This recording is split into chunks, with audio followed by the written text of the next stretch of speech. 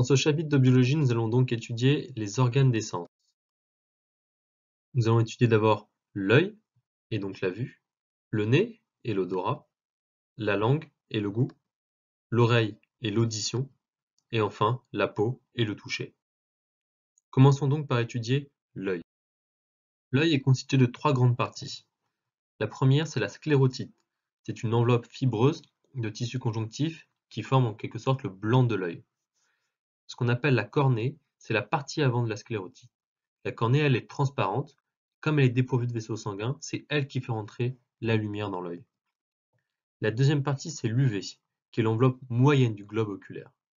L'UV, elle est composée à la fois de la choroïde, du corps cillaire et de l'iris. L'iris, c'est la structure colorée de l'œil. La pupille est la partie ouverte de l'iris qui laisse entrer la lumière. Enfin, troisième grande partie de l'œil, la rétine, qui est l'enveloppe interne du globe oculaire. Attardons-nous désormais sur la rétine. La rétine est composée de cellules nerveuses, notamment les photorécepteurs, qui vont convertir l'information lumineuse en un flux nerveux. C'est la partie bleue qui se trouve tout autour de l'œil sur le schéma de droite. Vous notez aussi la présence du cristallin, qui est une lentille en forme d'ovale qui est capable de changer de forme afin de focaliser les rayons lumineux sur la rétine. Vous notez aussi la présence de la chambre antérieure de l'œil, qui est comprise entre la cornée et le cristallin. La chambre postérieure de l'œil, quant à elle, est comprise entre le cristallin et la rétine.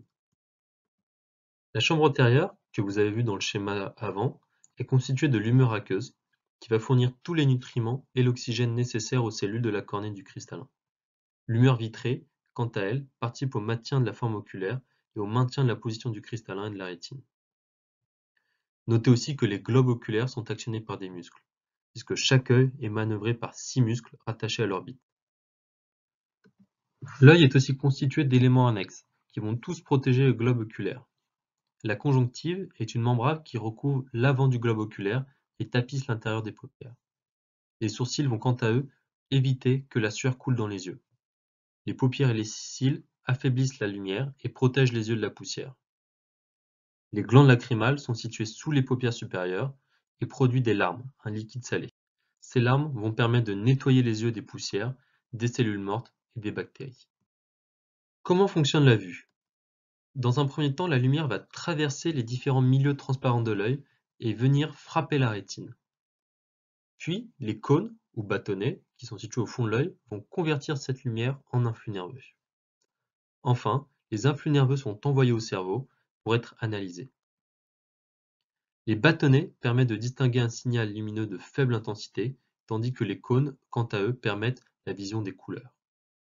L'être humain peut être touché par des anomalies de la vue. Nous vous citons ici les trois plus importantes. La myopie, qui est la difficulté de voir les objets au loin. Elle provient le plus souvent d'un globe oculaire trop grand ou alors d'un cristallin trop convergent qui font que l'image se forme en avant de la rétine. Deuxième grande anomalie de la vue, l'hypermétropie, qui est la difficulté de voir les objets proches. Elle provient d'un globe oculaire trop petit ou d'un cristallin pas assez convergent qui font que l'image se forme en arrière de la rétine. Enfin, dernière grande anomalie de la vue, la presbytie, qui est une anomalie de la vision liée à l'âge. Elle se traduit le plus souvent par la difficulté de voir les objets proches, due à une diminution de la souplesse du cristallin. Dans cette deuxième partie, nous allons attaquer l'organe du nez. Comment se structurent les fosses nasales? En premier lieu, on a les narines, qui forment l'entrée des fosses nasales, comme vous pouvez le voir sur le schéma de droite. Puis nous avons aussi la cloison nasale, qui va séparer les cavités nasales gauche et droite. Chaque cavité nasale est tapissée d'une muqueuse, qu'on appelle la muqueuse cuititaire. Les poils qui sont situés dans les fosses nasales permettent de filtrer l'air et la poussière qui s'y engouffre. Enfin, les trois cornets, le nasal supérieur, le nasal moyen et le nasal inférieur, sont les trois reliefs osseux des fosses nasales. Comment fonctionne l'odorat? Il se situe dans le haut des fosses nasales, au niveau de la muqueuse olfactive. Cette muqueuse va contenir des neurones qui sont eux-mêmes pourvus de cils. Les axones de ces neurones traversent l'os ethmoïde afin de se regrouper et de former le nerf olfactif qui va transmettre l'influx nerveux jusqu'au cerveau. Parlons désormais de la langue. La langue est un organe, un muscle en réalité, qui va permettre la parole, ce qu'on appelle la prononciation, la digestion, à travers la mastication et la déglutition, et enfin la gustation, c'est-à-dire le goût. La langue est recouverte d'une muqueuse avec de nombreuses saillies qu'on appelle les papilles. On distingue en premier lieu les papilles tactiles ou filiformes. Ces papilles vont permettre la perception de la température et de la texture. Dans un second temps, on distingue les papilles gustatives, qui sont sensibles aux 4 saveurs, le salé, le sucré, l'acide et amer. Prenez le temps d'étudier la forme de la langue comme vous le montre le schéma à droite. Le schéma de gauche vous permet d'appréhender toutes les zones de saveur de la langue, à savoir l'amer en bleu, l'acide en jaune, le salé en blanc et le sucré en rouge. Sur la droite, une remarque intéressante qui est que l'odorat joue aussi son rôle dans la perception du goût.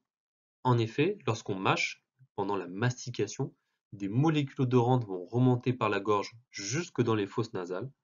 L'influx nerveux est ensuite remonté au cerveau et joue donc son rôle dans la perception du goût. La quatrième partie est consacrée à l'oreille, à l'audition et à l'équilibration. Ce schéma vous présente donc la structure de l'oreille. Prenez le temps d'observer la différence entre l'oreille externe, composée du pavillon et du conduit auditif, de l'oreille moyenne, composée du tympan et des osselets, et enfin l'oreille interne, composée de la cochlée et du nerf auditif. Les 3 parties de l'oreille que nous avons présentées auparavant jouent tout un rôle dans l'audition. L'audition, en réalité, c'est un son qui provient des vibrations de l'air qui sont ensuite captées par notre oreille à 3 endroits. Au niveau de l'oreille interne, les vibrations sont captées par le pavillon et ensuite transmises au tympan. Au niveau de l'oreille moyenne, les vibrations sont amplifiées et transmises par la chaîne des osselets à la membrane de la cochlée. Enfin, dans l'oreille interne, les mouvements de la fenêtre ovale de la cochlée excitent les cellules sensorielles de l'organe de Corti. L'oreille joue aussi un rôle dans l'équilibration, à travers 2 parties.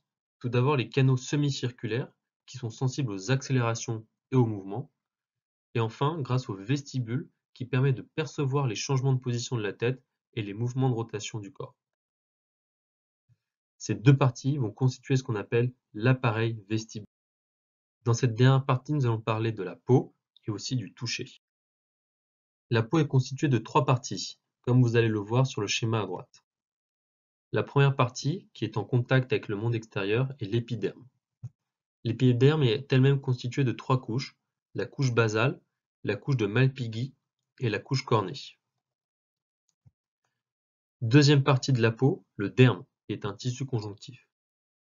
Troisième partie, l'hypoderme, qui est un tissu riche en cellules adipeuses, c'est-à-dire en matière grasse, et qui stocke une partie des réserves énergétiques de l'organisme. Le toucher fonctionne grâce à 3 types de récepteurs. Les thermorécepteurs vont, eux, être sensibles à la température. Les nocicepteurs vont être sensibles à la douleur.